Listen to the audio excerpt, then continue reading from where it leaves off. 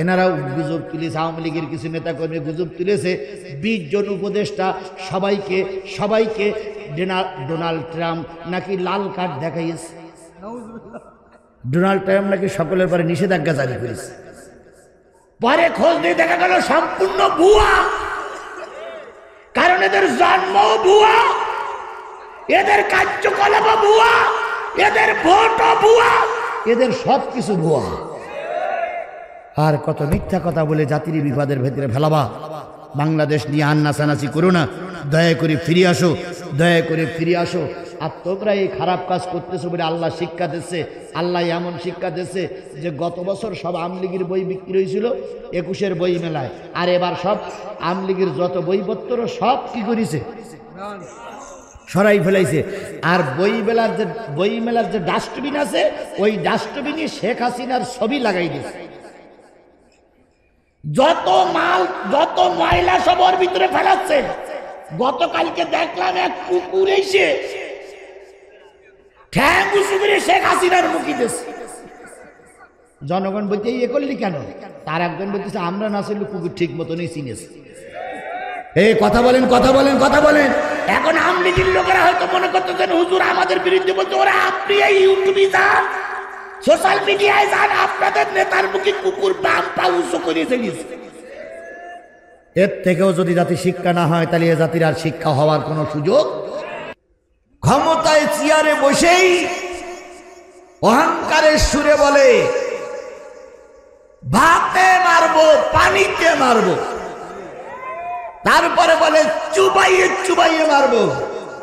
অথচ একবারও সে জানে না যে দুপুর বেলার বিরিয়ানি ভাত আমার কপালে আছে না নাই। অনেক চেষ্টা করি বিরিয়ানি ভাত রান্না হয়েছিল না, খাবে, আরাম করবে, ছাত্রদের মারবে, বিরিয়ানি ভাত খাবে। আল্লাহ বলে এই বিরিয়ানি তোর কপালে নাই। কথা কি ঠিক না বেঠিক? সুতরাং সকল ক্ষেত্রে শুকরিয়া আদায় করবেন কার? আরেকটু জোরে বলেন।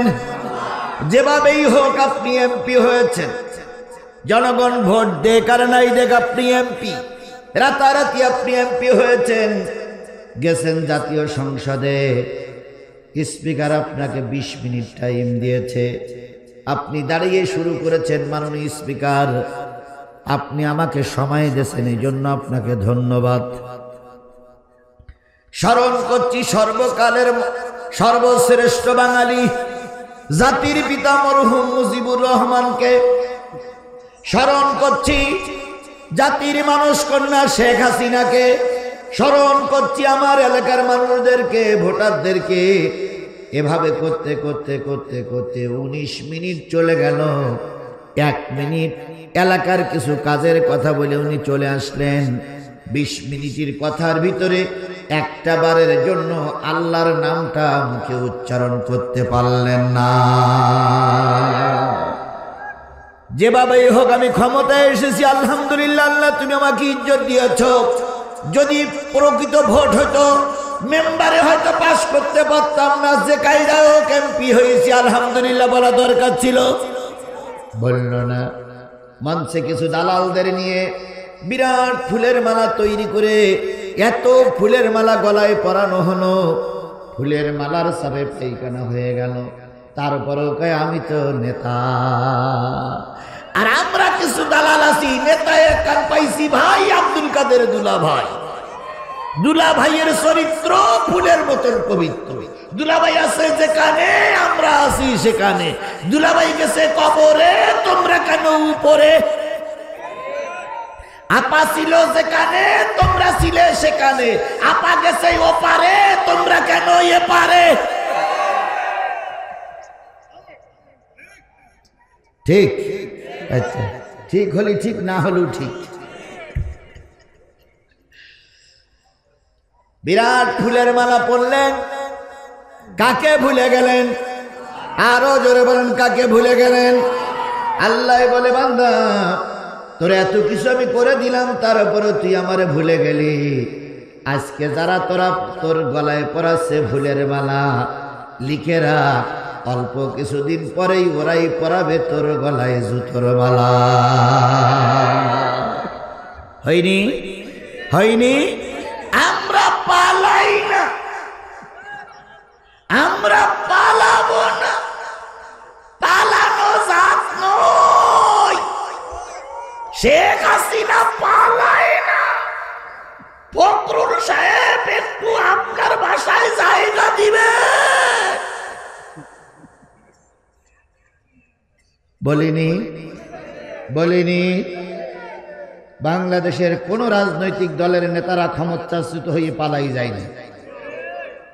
বিএনপি ক্ষমতাচ্যুত হয়েছে, পালাইনি। কথা বলেন ঠিক না ঠিক? হোসাইন মোহাম্মদ এরশাদ 9 বছরের রাজা 10 বছরের সাজা, পালাইনি। বাংলাদেশ জামাত ইসলামীর শীর্ষস্থানীয় নেতাদেরকে সম্পূর্ণ অন্যায়ভাবে ফাঁসির কাস্টে ঝুলানো হলো। আল্লামা সাঈদীকে জেলে ঢুকে ঢুকে মেরে দেওয়া হলো।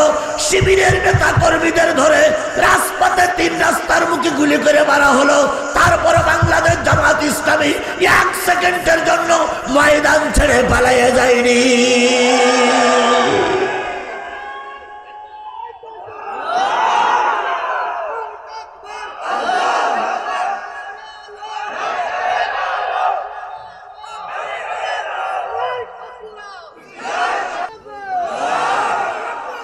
আর ওনারা প্রায় বলতেন আমরা পালাই না, পালাবো না।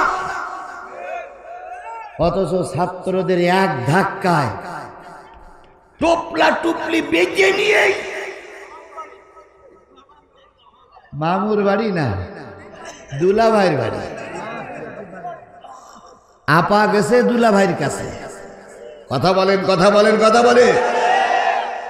আল্লাহ রাব্বুল আলামিন বলেন, বান্দা যেভাবেই থাকো, যে অবস্থায় থাকো, বিপদে থাকো, মুসিবতে থাকো, কার শুকরিয়া আদায় করবা?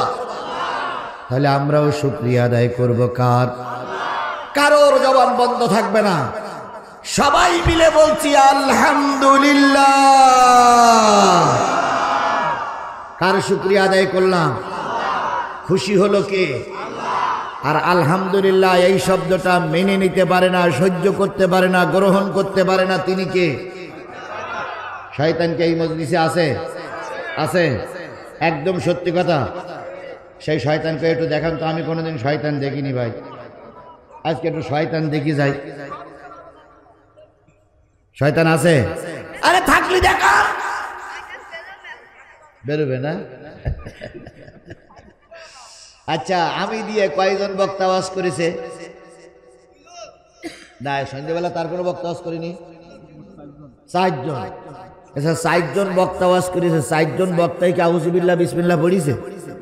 তাহলে শয়তান তাড়াই নিয়ে দোয়া কি? তাহলে প্রত্যেকটা বক্তা আউযুবিল্লাহ বিসমিল্লাহ পড়লে তাহলে শয়তান কি করে থাকবে? তারপরেও আছে। আচ্ছা বলেন তো, মসজিদগুলো কি শয়তান থাকে? থাকে? যদি নাই থাকে তো জুতো চুরি করে কারা? এদিক জুতো চুরি হয়, তাহলে মসজিদও শয়তান আছে, এখানেও শয়তান আছে, এখানেও শয়তান আছে, এখানেও শয়তান আছে। যদি বলেন হুজুর দেখাই দেন, এইবার আমি দেখাই দিচ্ছি, আপনি দেখে নেন, চোখ মোটা করতে থাকান, শয়তান দেখা যাবে এক্ষুনি, এক্ষুনি শয়তান দেখা যাবে। সেটা কেমন? আলহামদুলিল্লাহ বলে খুশি হয় কে? আর আলহামদুলিল্লাহ মেনে নিতে পারে না কে? এবার আলহামদুলিল্লাহ বলার সময় ডাইনি বামে সামনের দিক তাকাবে। যদি আলহামদুলিল্লাহ না বলে, বগলের দলায় দোকান হাত দেবেন, দিয়ে উঁচু করে ধরে বলবেন হুজুর মাল পাওয়া গেছে। কে বলতে পারবেন না? বলতে পারবেন না? বলতে পারবে? এই ছেলেরা তোমরা বলতে পারবে না? এইবার আলহামদুলিল্লাহ বলার সময় ডাইনি বামে পিছনে দেখতে পাবেন, ডাইনি বামে সামনের দিকে তাকাবেন। তাকাই কারার নাম উচ্চারণ করবেন? আল্লাহর নাম। তাহলে সবাই সামনের দিক তাকাই বলুন তো আলহামদুলিল্লাহ।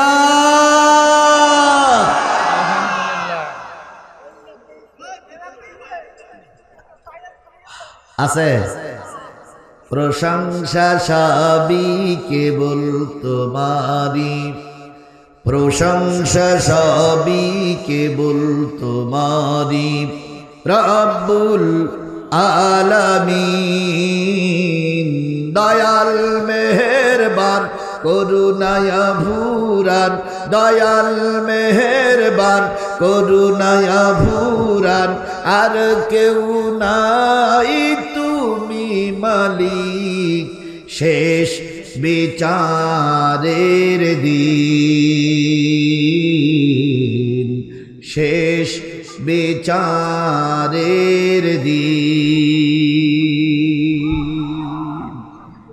বিশ্ব মানবতার শ্রেষ্ঠ বন্ধু, সমস্ত নবী রাসূলদের শ্রেষ্ঠ রাসূল, আমাদের প্রিয় ভাজন নেতা, যার সুপারিশ ছাড়া কোনো মানুষ জান্নাতে যেতে পারবে না। বলুন তো, নবীর চাইতে ভালো মানুষ সমাজে কেউ ছিল? বর্তমান কেউ আছে? কিয়ামত পর্যন্ত যদি নবীর চাইতে ভালো মানুষ তালাশ করা হয়, পাওয়া যাবে? কেন যাবে না? আল্লাহ নিজেই বলতেছেন, ওয়া ইন্নাকা লাআলা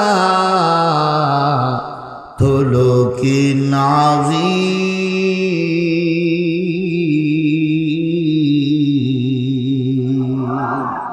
ওগো নবী, পৃথিবীতে যত মাখলুক এসেছে, পৃথিবীতে যত সৃষ্টি এসেছে, সকলের ভিতর থেকে আমি আপনাকে মহান উত্তম চরিত্রের অধিকারী বানায়ে পাঠিয়েছি।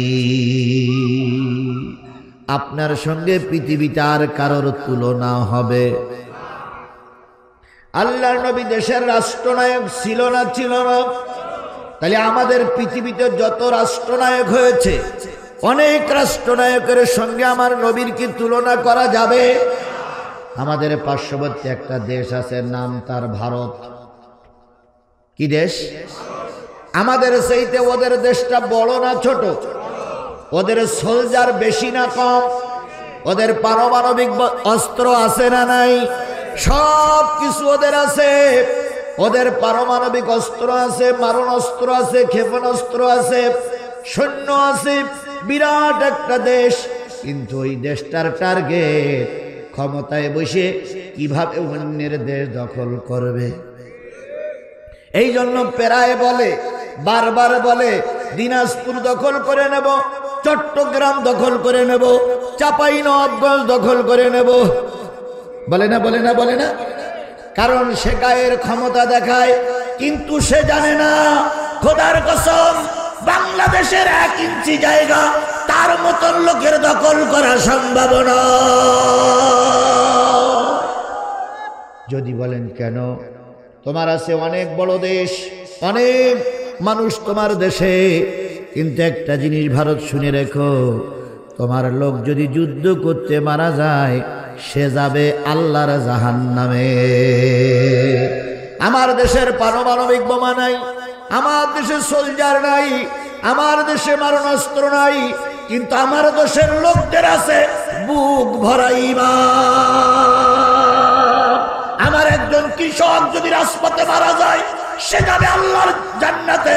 আর তোমার দেশের একজন সেনাবাহিনী যুদ্ধ করতে মারা গেলে, সে যাবে আল্লাহর জাহান্নামে। তারপরে ওই পাশে আছে পাকিস্তান, এ পাশে আছে বাংলাদেশ, আর এক পাশে আছে আফগানিস্তান, আর খোদ ভারতের ভিতরে আছে জম্মু কাশ্মীর।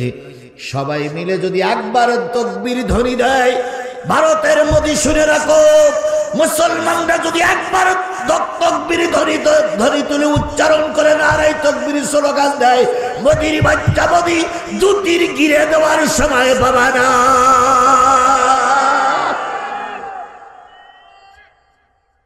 মোদির সঙ্গে কথা হচ্ছে ডাক্তার মোহাম্মদ ইউনূসের।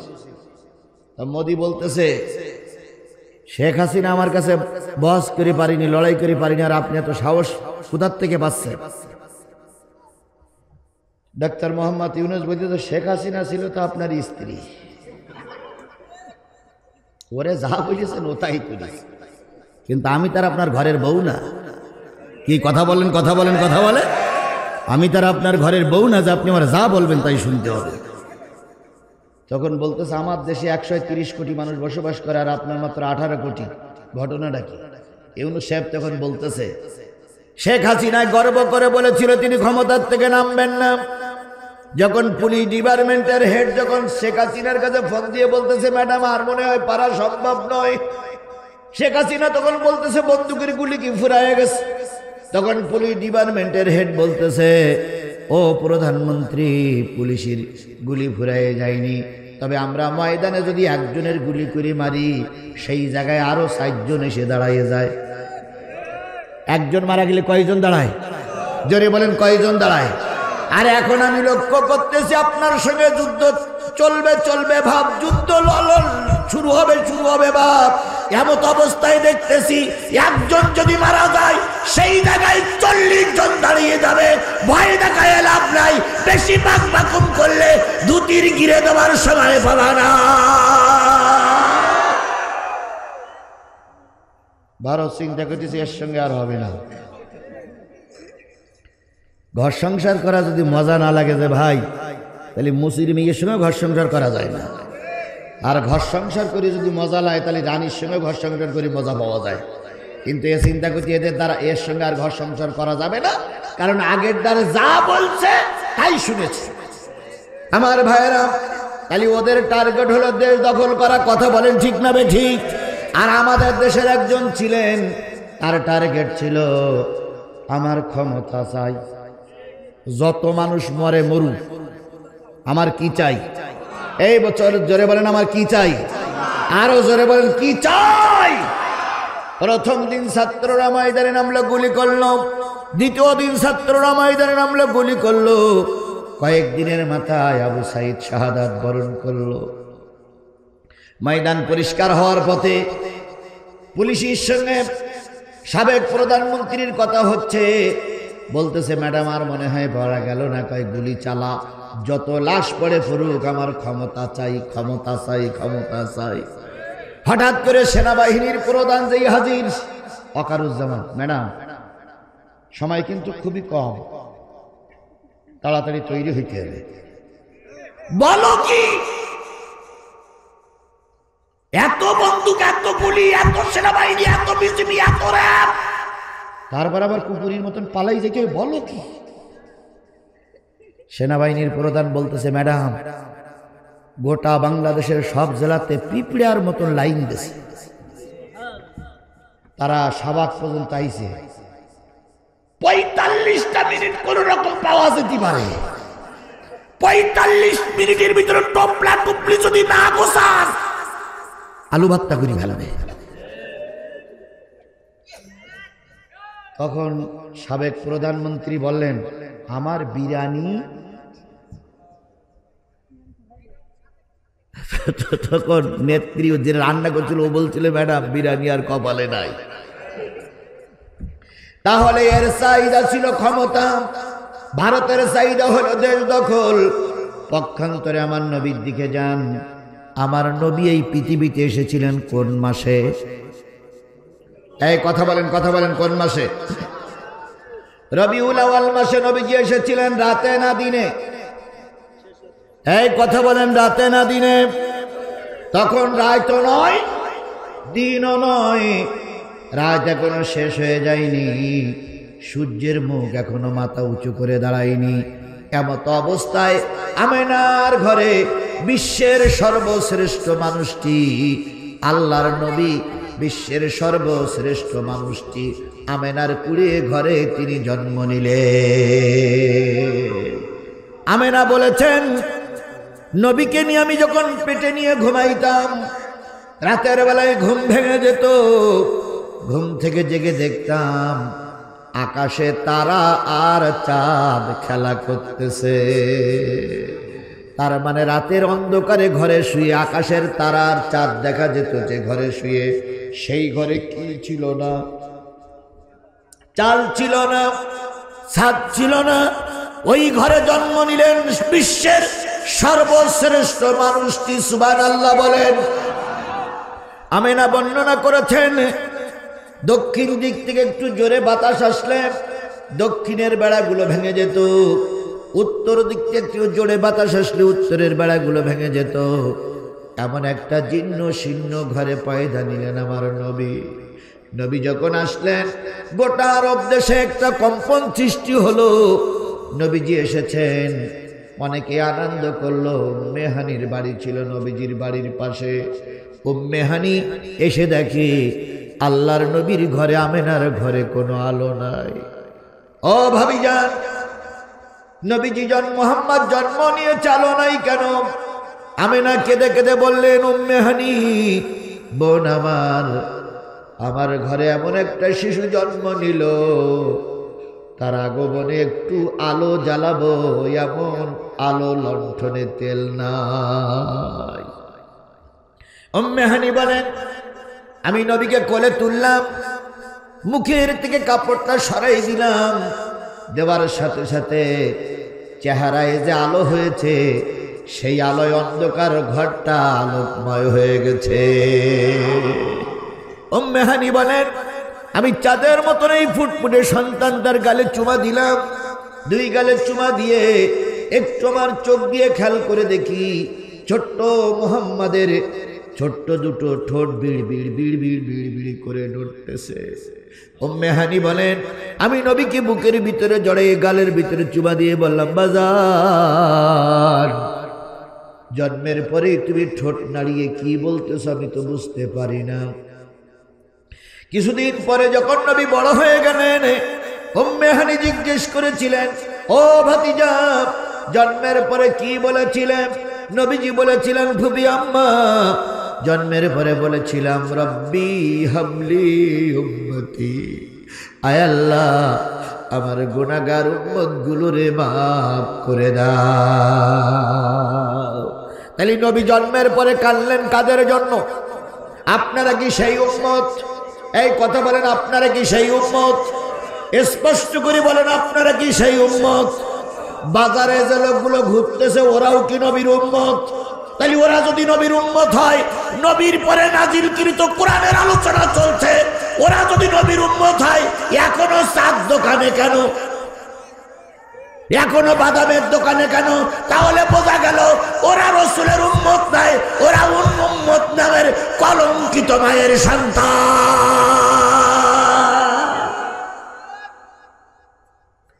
আপনারা যে কজন দাঁড়াই আছেন, আপনারা কি রাসূলের উম্মত?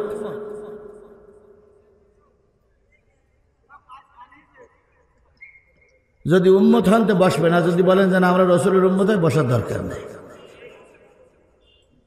বাস এই দেখেন, বললাম তিনজন বইসা দুইজন চলে যাচ্ছে, এটাই হলো মুসলমানদের খাসলা। বিশ্বাস করো মুসলমান বাজারের সব লোকগুলো যদি এই মাহফিলে এসে বসে, এ প্যান্ডেলে বিড়াল ঢোকার জায়গা থাকবে না। কিন্তু এ মুসলমানের বাচ্চারা বাদামের দোকানে থাকবে, এ মুসলমানের বাচ্চারা চার স্টলে থাকবে, এ মুসলমানের বাচ্চারা একজন মেয়ে নিয়ে আরেকজন মেয়ে টুসটাস করবে, কিন্তু এ মুসলমানের বাচ্চারা কোরআনের মাহফিলে আসবে না। আল্লাহ ভালো জানে মুসলমানের দিয়ে এদের জন্ম হয়েছে কি অন্য কিছু দিয়ে জন্ম হয়েছে। বছরে কয়বার মাহফিল হয়? এই কথা বলেন, কয়বার মাহফিল হয়? যারা চা খাচ্ছে ওরা কালকে চার দোকানে চা খেতে পারবে না, যারা বাদাম কিনে খাচ্ছে ওরা কালকে বাদামের দোকানে বাদাম কিনে খেতে পারবে না, কিন্তু মাহফিল তো কালকে হবে না। তুমি একজন মুসলমানের বাচ্চা, তোমার বাপ মার যদি সত্যিকার বিয়ে হয়ে থাকে আর তোমার জন্মের পরে যদি কানে আজান হয়ে থাকে, আমার এই কথার পরে 10 মিনিটের ভিতরে মাহফিলে আসবা। আর যদি না আসো তাহলে বুঝতে হবে নিশ্চয়ই তোমার বাবা যাত্রা গান শুনে এসে তোমার মায়ের সঙ্গে ব্যবহার করে তোমার জন্ম হয়েছে। এই জন্য তোমার গান ভালো লাগে, যাত্রা ভালো লাগে, সিনেমা ভালো লাগে, আল্লাহর কোরআন ভালো লাগে না।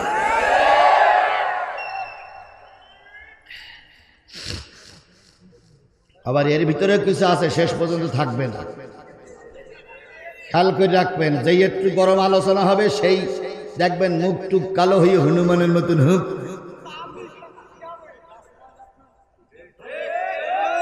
এগুলো এখানেই আছে, এখানেই আছে, এখানেই আছে।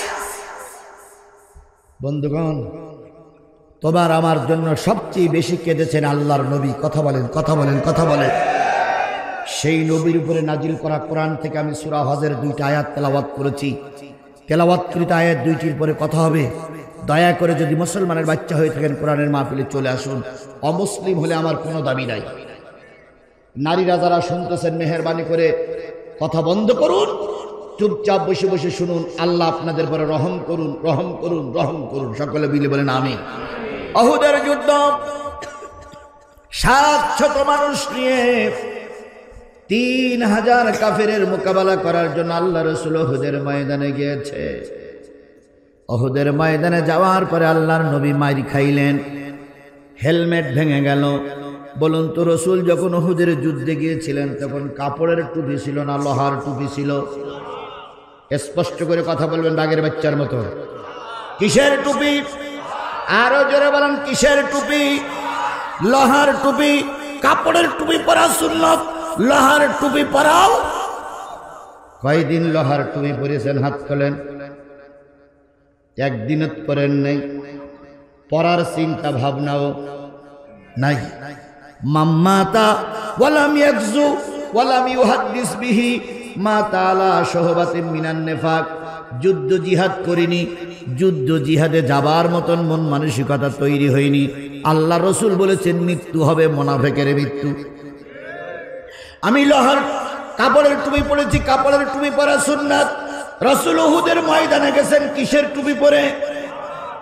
জোরে বলেন কিসের টুপি?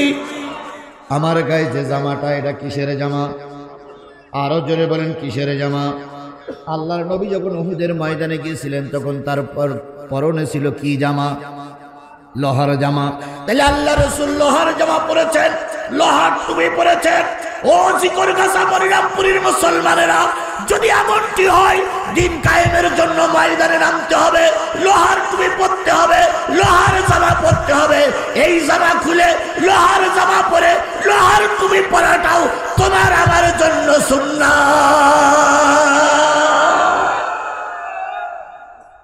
কিছু কিছু লোক কয় ওসব তালে আমি নেই, ওসব তালে উনি নেই, উনি জিবরাইলি ছোট ভাইটা, ওসব তালে তন্তরে উনি নেই। আছে না, আছে না, আছে না, আছে না? তাহলে বোঝেন আল্লাহ নবী উহুদের ময়দানে গেলেন কতজন লোক নিয়ে। আল্লাহ নবী চরম ভাবে মারি খাইলেন। শত্রু পক্ষের কড়া ভিতরে ঢুকে পড়ল, নবীজির হেলমেটটা ভেঙে গেল, বর্ষির মতন কড়া ভিতরে ঢুকে পড়েছে। নবীজি হাজারো চেষ্টা করে কড়াটা বাহির করতে পারলেন না। এক পর্যায়ে একজন সাহাবীর দিকে তাকাই উপদেশ দিতেছিলেন, একজন বেদিন কাফের এসে রাসূলের মুখের পরে বাড়ি মারল। আল্লাহর নবীর ঠোঁটটাও কেটে গেল, দাঁত মোবারক ভেঙে নিচে পড়ে গেল। নবীজি ব্যালেন্স ঠিক রাখতে পারলেন না, গর্তের ভিতরে ভুট হয়ে পড়ে গেলেন।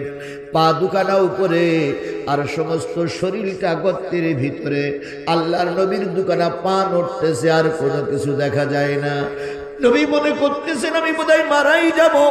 গর্তের ভিতরে পড়ে আল্লাহ নবী ছোট দুইখানা পা নাড়ায় আর ফাতেমারে ডেকে বলে, ফাতেমা